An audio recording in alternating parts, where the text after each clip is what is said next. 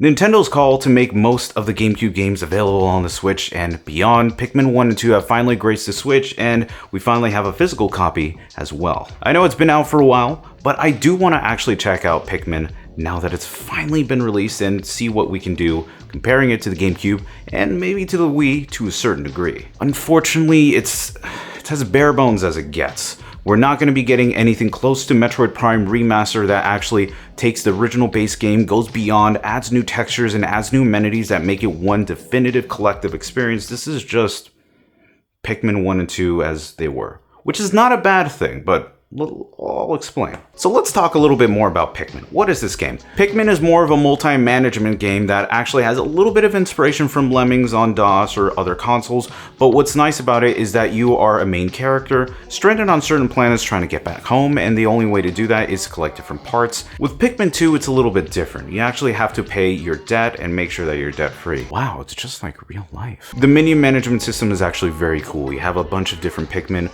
either from red, blue, and yellow, each having different attributes. It's a very cute system, and it's one that's kind of stood the test of time and how it plays, and I really think it'll shine through in Pikmin 1 and 2 on Switch. Gameplay-wise, the game is absolutely like the original experience, which is not a bad thing.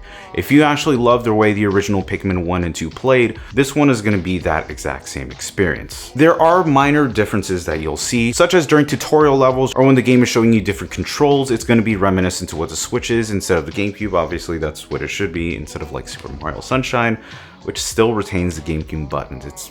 I don't know why they did it, by the way. But the control layout is a little different. For example, the C-stick on the GameCube is mapped to controlling all your Pikmin for them to actually go whatever 360 direction that you'd like.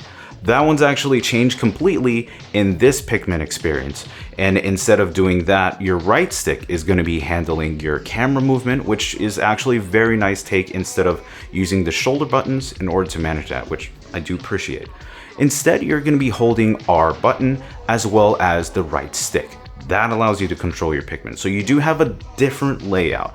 In terms of other layouts, you're not going to be having too much. And unfortunately, for people who might or might not like this, you do not have any motion control. You filthy, filthy liar. This is post-edit Kelpie right here. And just letting you know, this version does have motion control. And kind of wish it didn't.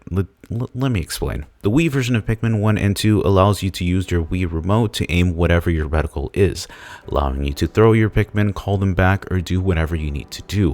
It was actually rather ambitious for the Wii, and while this is the only control scheme to control this game, it is kind of fun to do it while it does have a learning curve. Half of that functionality is here in Pikmin 1 and 2. In order to even toggle this, you have to press the start button and press right on the D-pad, and then you can toggle on motion control.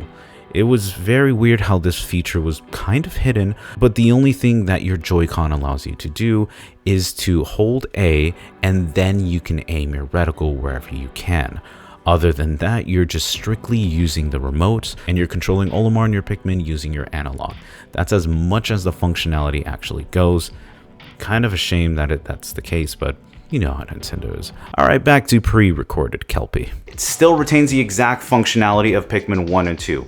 So if you really wanted those experiences, you'll be fine with that. The biggest change you'll be getting are the graphical elements, considering that the GameCube and Wii experience were actually in 480p using component cables. It's gonna look significantly better jumping from 480p to 1080p docked. If you're playing it on handheld mode, you're gonna be getting a nice 720p, which I think resolution-wise, it's perfect. I think it's absolutely how it should be running. What's nice too is that while the original Pikmin did have a 30 FPS, there were a little bit of frame drops when you were playing or seeing different elements around the field, but this version is completely locked at 30 FPS. I haven't seen any dips, any concerns, anything like that. It's a very nice and fluid experience, and it does feel slightly more fluid than on the GameCube and the Wii experience, so I do like that. I know, the 60 FPS, it would be nice, since Nintendo is one of those companies that actually has all of their original assets and source code. They're not one to lose a lot of what they've had originally.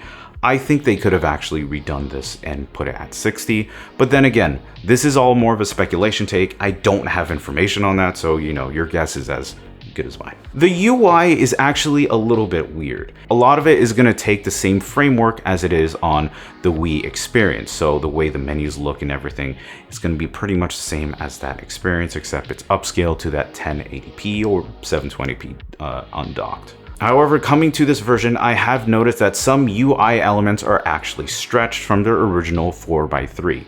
It's not that noticeable. To the average layman person, or even 90% of the population, it's not a big deal. And in essence, it's not. But you have noticed that some elements are stretched a little bit. It's a little weird to see, like if you really start to notice and nitpick it, but it's not that bad, honestly. Textures are completely unchanged. They're pretty much upscale from their 480p counterparts, which is not a bad experience because there are a camp of people who prefer the games to be in their original texture models, but at the same time, since we're really moving into the HD area, the 4K era at this point, it really would be nice to get updated textures and for this game to look a little bit better, but Nintendo has a tendency to do the bare minimum on a lot of different cases. I do feel the Metroid Prime remaster is a very different experience because that was made by Retro instead of Nintendo, but you know, I digress. I do feel that Nintendo could have put more effort into this. That's what I'm trying to say, but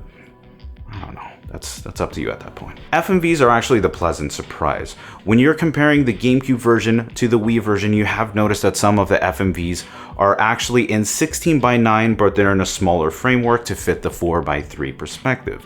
Now, thanks to the Wii version, that's actually been brought up to 16:9. At least in the way that looks, it looks very nice and clean. I haven't noticed any cropping from the top or bottom, except from how my upscaler is doing it. But if you're bringing that to the HD era, it looks really, really clean. I actually really do love a lot of the FMVs and seeing Olimar and different camps of characters, and even the Pikmin 2, they look really adorable seeing it in this HD version. I really am very happy with the game looks at FMV, and it doesn't have that money perspective that you see in the 480p versions, but it's a nice aspect, so I think you'll enjoy that. And that's kind of it of Pikmin 1 and 2. I think for what a remaster does, it does the bare minimum. And knowing Nintendo, they do like to do that quite a bit. For those expecting anything like the Metroid Prime remaster, which is genuinely one of the best remasters I've ever seen, this is more of a simple port, just bringing Pikmin 1 and 2 onto the Switch with nothing new added, no motion controls, but it is upscaled to 1080p and 720p. It's not a bad aspect, and I think for people who just want to play those original experiences, I think it's nice. Me personally, I haven't played Pikmin 1 and 2 as much as other people, but I think it's a wonderful experience. But what do you guys think? How are you going to be playing Pikmin 1 and 2? Do you really prefer those kind of nice and jaggy little textures you see on the 480p versions, but you know what, maybe now that you can have it on your Switch, take it wherever you go, I think it does something that maybe even Dolphin doesn't do. No, who am I kidding? Everyone loves Dolphin. Thank you guys so much for watching the channel. I really do appreciate it. If you guys are interested in supporting the channel, right here you can see all the people who supported. Thank you guys so much. I really do appreciate that. But if you want to see other comparisons, other videos that I've done, right here you can see all the other videos I've done. Thank you so much for checking me out. I really do appreciate it. And I'll see you very soon.